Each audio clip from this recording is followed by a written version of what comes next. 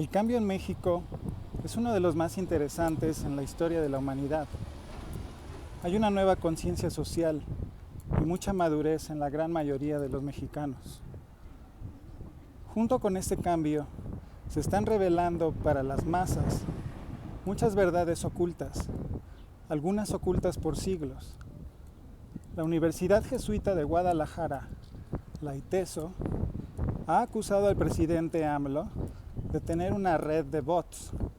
Esto ya ha sido desmentido por el presidente.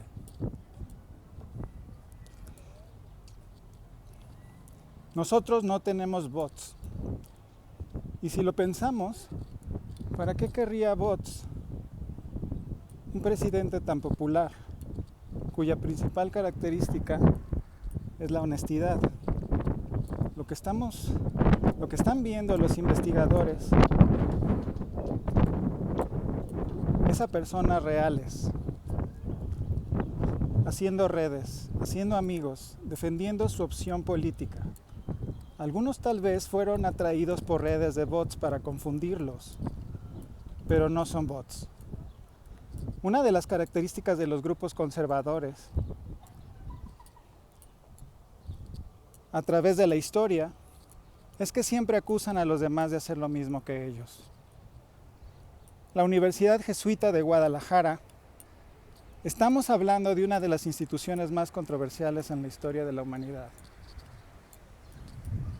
Los jesuitas. Estamos aquí en el Museo del Virreinato de Tepoztlán, el que fuera el seminario jesuita más grande de toda América Latina. Vamos a leer la opinión de investigadores y de figuras de la historia sobre esta institución llamada la Compañía de Jesús, que algunos catalogan de misionera y educativa, y muchos otros catalogan de paramilitar y cima de la pirámide de corrupción, conservadora por encima de bancos, fondos de inversión o gobiernos. Hoy en día los jesuitas tienen una gran influencia en los círculos de política y periodismo en México, contando con una red educativa jesuita muy amplia que contiene al sistema universitario jesuita y que incluye a la Universidad Jesuita de Guadalajara, la ITESO, la Universidad Iberoamericana, con campus en Ciudad de México, León, Puebla, Tijuana, Torreón, y al Instituto Superior Intercultural Ayuc-Mixe, Oaxaca, la ISIA. ¿Qué tanto afecta a la separación de la Iglesia y el Estado que una institución religiosa busca formar funcionarios y periodistas? ¿No es el colmo del cinismo que las instituciones religiosas acumulen tanto poder y dinero y al mismo tiempo se dediquen a decirle a la gente que debe ser dadivosa? La gente tiene derecho de creer en lo que guste, eso no es un delito. Pero nadie tiene derecho de imponer, y menos a través de la violencia física o política, una creencia.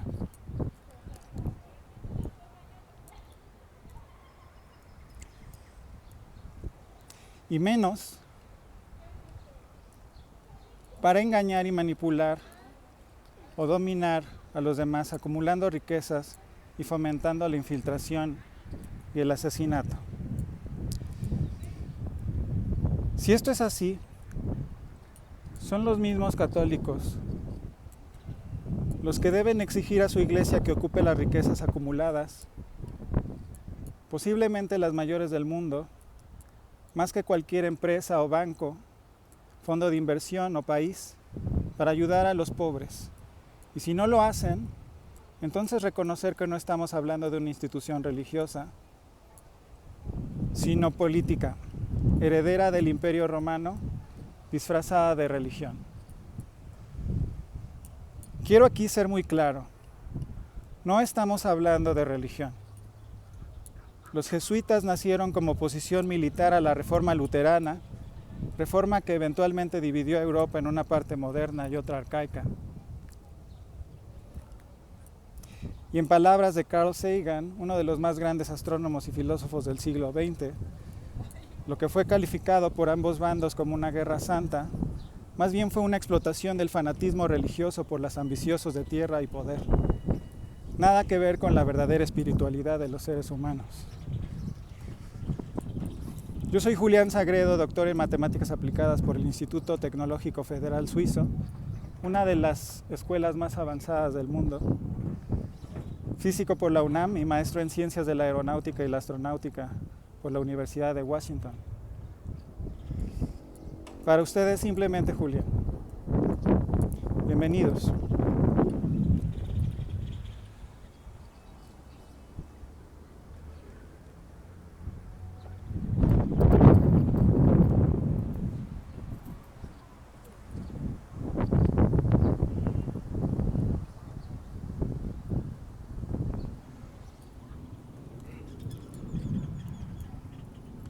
Según Alma Montero, investigadora del INAH en el Museo del Virreinato, la Compañía de Jesús, es decir, los jesuitas, fueron una de las últimas órdenes religiosas en llegar a la Nueva España. Esto hacia finales del siglo XVI, con la misión fundamental de la evangelización del norte.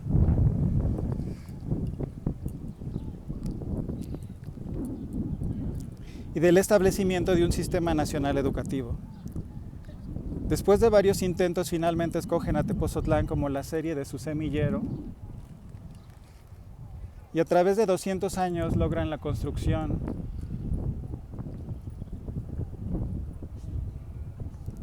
de uno de los más bellos conjuntos arquitectónicos del virreinato. Agrega la doctora que los jesuitas contaban con un alto nivel educativo y un talento especial para detectar niños inteligentes con el fin de formarlos en sus institutos. Uno de sus colegas de la Universidad Iberoamericana, jesuita, comenta que los jesuitas eran muy modernos, que retomaron el humanismo clásico, que impulsaron el arte barroco y que inclusive impulsaron el desarrollo de la ciencia. La doctora reconoce que los jesuitas nacen como contrapeso de la reforma de Lutero y Calvino, y hasta la fecha es una de sus principales labores, el no permitir el avance del cristianismo y mantener al Vaticano por encima de cualquier otro poder. La doctora Alma Montero afirma que nunca hubo una razón clara para la expulsión de los jesuitas en 1767. En las páginas de México Desconocido podemos consultar las razones de la expulsión de los jesuitas.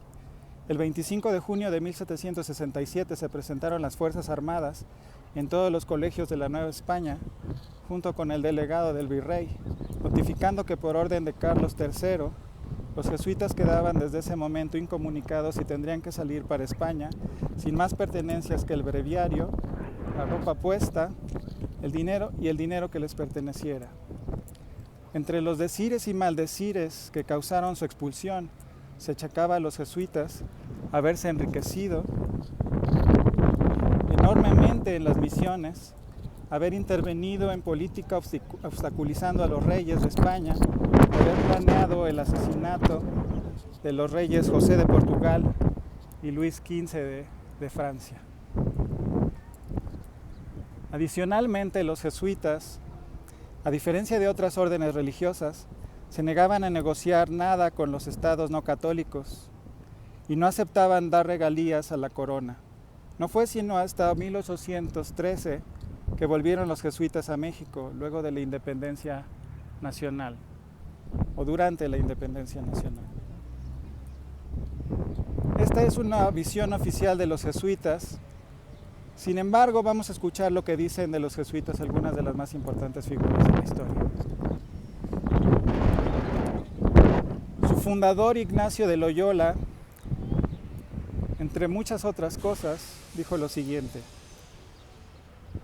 que se usen los métodos adecuados para conocer las animosidades que surgen entre los grandes hombres, para que podamos tener un dedo en reconciliar sus diferencias, porque por este medio gradualmente nos familiarizaremos con sus amigos y asuntos secretos, y por necesidad involucraremos a una de las partes en nuestro interés.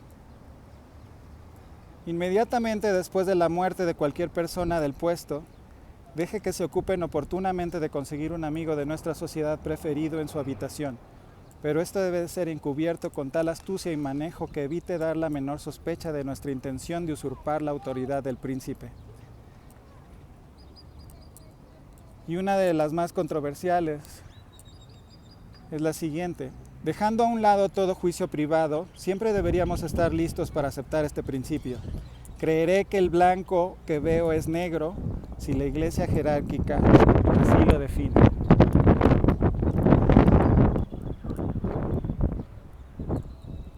El Papa Pío XIV, el Papa que firmó la supresión de los jesuitas, porque después de ser expulsados no solo de México, sino de la mayoría de los países del mundo, la Iglesia Católica los hizo desaparecer.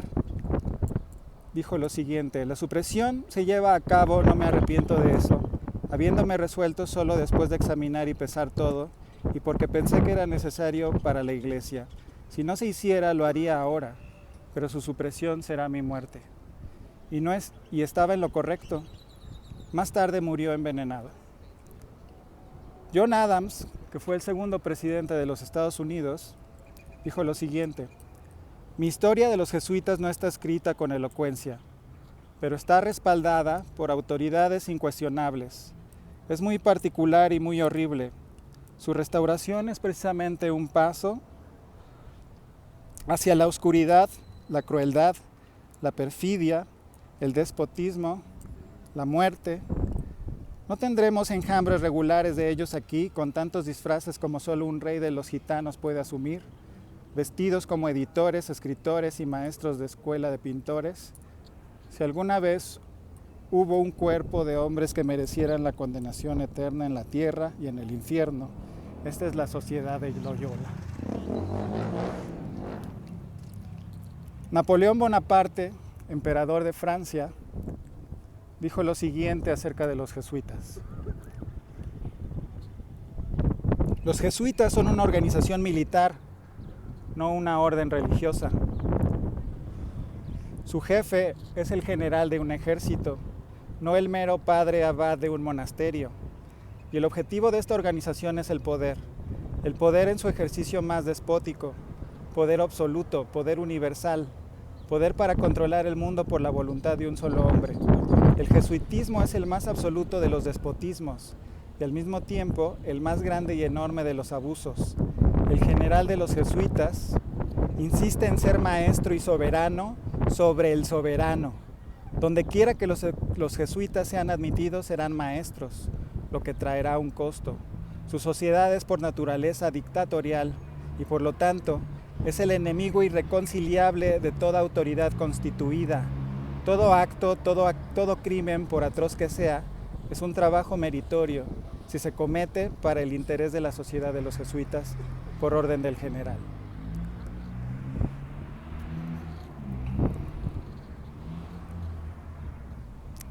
Adam Weishaupt, filósofo alemán jesuita y fundador de los Illuminati, dijo lo siguiente sobre los jesuitas: el grado de poder que los representantes de la Compañía de Jesús habían podido alcanzar en Baviera era casi absoluto. Los miembros de la orden fueron confesores y preceptores de los electores, de ahí que tuvieran una influencia directa sobre los políticos del gobierno. La censura de la religión había caído en sus manos ansiosas, en la medida en que incluso algunas parroquias se vieron obligadas a reconocer su autoridad y poder. Para exterminar toda influencia protestante y completar el establecimiento católico, habían tomado posesión de los instrumentos de la educación pública. Fue por los jesuitas que la mayoría de los colegios bávaros fueron fundados y por ellos fueron controlados. Por ellos también se llevaron a cabo las escuelas secundarias del país. Samuel Morse, inventor del telégrafo, dijo de los jesuitas lo siguiente: son jesuitas. Esta sociedad de hombres, después de ejercer su tiranía durante más de 200 años, se convirtió al fin en algo tan formidable para el mundo que amenazó a toda su versión de todo orden social, que incluso el Papa, cuyos devotos súbditos son y deben ser por el voto de su sociedad, se vio obligado a disolverlos.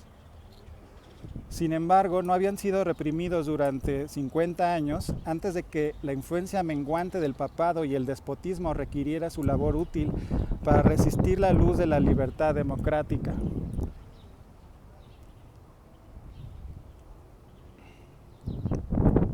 Y el Papa Pío VII, simultáneamente con la formación de la Santa Alianza, revivió el orden de los jesuitas en toda su vida. Esto es muy interesante porque nos dice que lo restablecieron para luchar en contra de la libertad democrática. Continúa. ¿Y es necesario que se diga a los estadounidenses qué son los jesuitas? Son una sociedad secreta, una especie de orden masónico, con características superdotadas de odio repugnante y 1000 veces más peligrosas. No son simplemente sacerdotes o de un credo religioso. Son comerciantes, abogados, editores y hombres de cualquier profesión que no tienen credencial exterior. Para ser reconocidos en este país. Se trata de toda una sociedad. Pueden asumir cualquier carácter, el de los ángeles de la luz o los ministros de la oscuridad, todo para lograr su fin, cualquiera que sea el servicio. Todos son hombres educados, preparados y jurados para avanzar en cualquier momento y en cualquier dirección.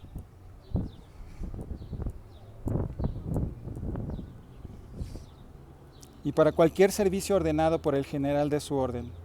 No están vinculados a ninguna familia, comunidad o país por los vínculos ordinarios que unen a los hombres.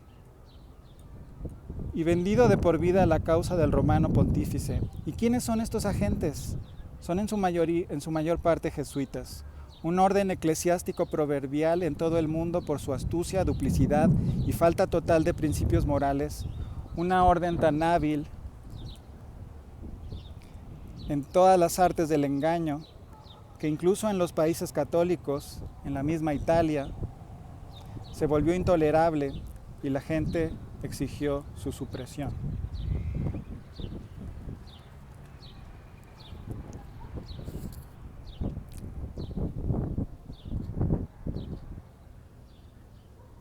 Abraham Lincoln nos ofrece este testimonio. La guerra civil estadounidense nunca hubiera sido posible sin la siniestra influencia de los jesuitas. Le debemos al papado que ahora veamos nuestra tierra enrojecida con la sangre de sus hijos más nobles.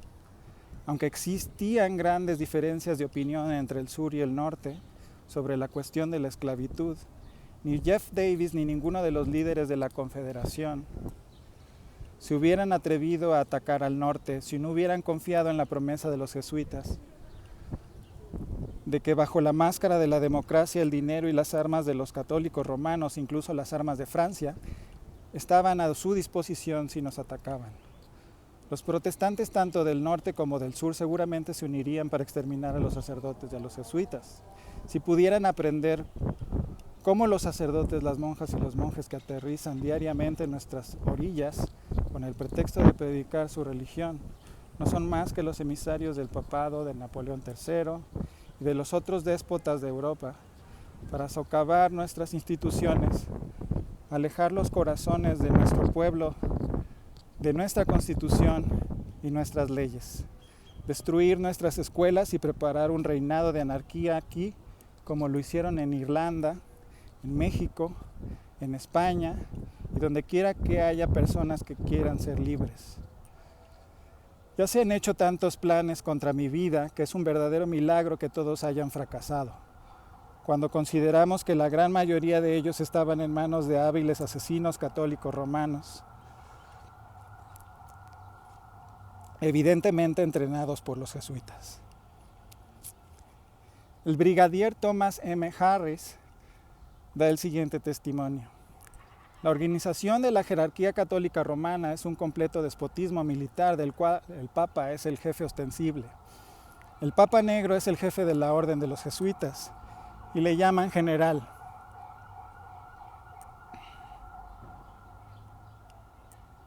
No solo tiene el mando de su propia orden, sino que también dirige y controla la política general de la Iglesia Católica. Él es el poder detrás del trono y es el verdadero jefe potencial de la jerarquía. No hay independencia de pensamiento o de acción en sus partes subordinadas. La obediencia implícita e incuestionable de las órdenes de los superiores en autoridad es el deber jurado del sacerdocio de cada grado. Theodor Dostoyevsky ofrece el siguiente testimonio. Los jesuitas son simplemente el ejército romano para la soberanía terrenal del mundo en el futuro, con el pontífice de Roma como emperador. Ese es su ideal. Es simple deseo de poder, de ganancias inmundas, de dominación, algo así como una servidumbre universal. Con ellos como maestros, eso es todo lo que representan. Tal vez ni siquiera creen en Dios. Nicolini, un autor italiano estudioso de los jesuitas, dice: el jesuita es el hombre de las circunstancias.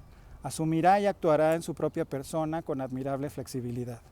La inmensa riqueza de los jesuitas les ha sido llegada por testamentos hechos en el lecho de muerte. Adolfo Hitler nos ofrece el siguiente testimonio. He aprendido sobre todo de la orden de los jesuitas. Hasta ahora no ha habido nada más imponente en la tierra que la organización jerárquica de la Iglesia Católica. Una buena parte de esa organización la he transportado directamente a mi partido. La Iglesia Católica debe tomarse como ejemplo. Les contaré un secreto en el que fundaré una orden. En Himmler veo a nuestro Ignacio de Loyola. Siento mucho defraudar a los bots nazis que andan por acá, pero Hitler no era un nacionalista.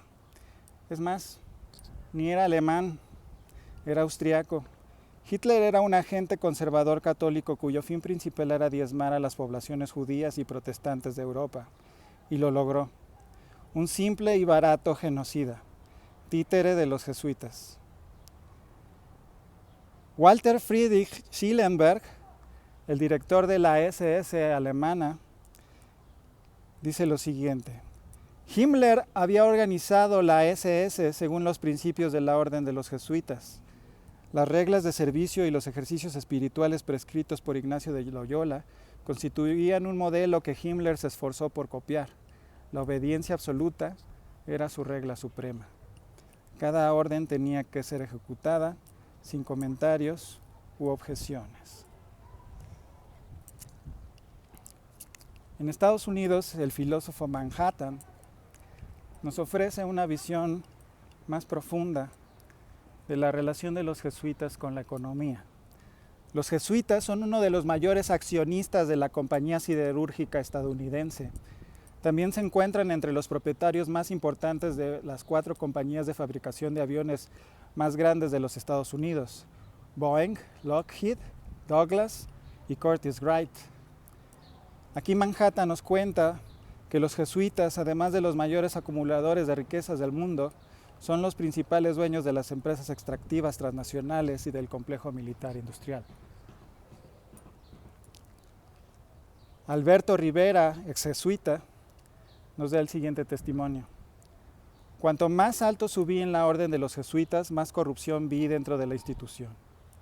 Fui invitado a asistir a una misa negra, secreta, por jesuitas de alto rango, en un monasterio en el norte de España. Cuando me arrodillé para besar el anillo de un alto funcionario, vi un símbolo en ese anillo que hizo que mi sangre se enfriara. Era un símbolo masónico, una cosa que odiaba y me habían dicho que luchara contra ella. Descubrí que el general jesuita también era masón y miembro del Partido Comunista en España. Esto es que sea derecha o izquierda, no les importa, están en todos lados. Eso sí, siempre conservadores. Edmund Pérez, que es un autor también experto en jesuitas, nos dice de los jesuitas: El público prácticamente desconoce la abrumadora responsabilidad que tienen el Vaticano y sus jesuitas en el inicio de las dos guerras mundiales. Una situación que puede explicarse en parte por las gigantescas finanzas a disposición del Vaticano y sus jesuitas, dándoles poder en tantas esferas.